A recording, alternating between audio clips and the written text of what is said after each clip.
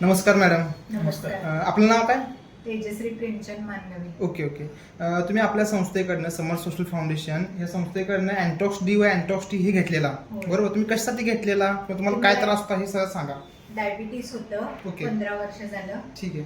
ते इन्सुलिन 5 वर्ष झालं आहे. ओके. हां. त्याच्यासाठी आम्ही हे अँटॉक्स डी आणि अँटॉक्स टी घेतलं होतं. ओके. माझे मिस्टर स्वतः ते हे करतात.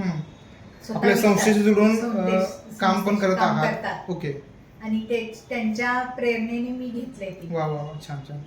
मला सांगा, म्हणजे मागच्या चार महिने झालं तुम्ही ह्या संस्थेत जुळून आपल्या अँटॉक्स डी व अँटॉक्स टी घेता. 4 महिने अगोदर तुमची शुगर किती असायची? शुगर 350 जेवल्यानंतर असायची. ओके. आणि 280 जेवायच्या आधी, म्हणजे उपाशीपोटी. उपाशीपोटी 280 आणि जेवणानंतर 300-350 प्लस असायचे, ते पण इन्शुलिन घेऊन. तुमचे इन्शुलिनचे युनिट किती असायचे?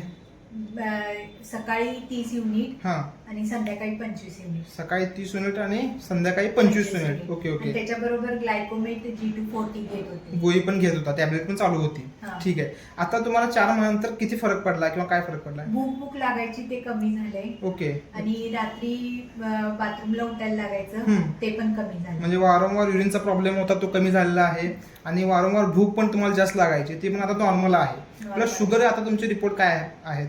आता उपाशीपोटी 85. ओके.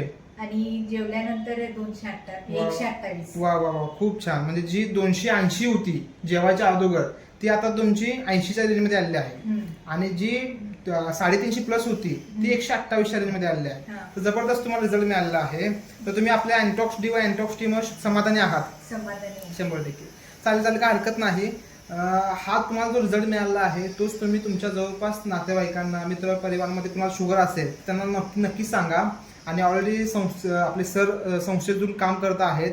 तुमचाच रिझल्ट ते लोकांना सांगतील आणि त्यांच्यामुळे तुम्हाला परिणाम मिळेल. ठीक आहे.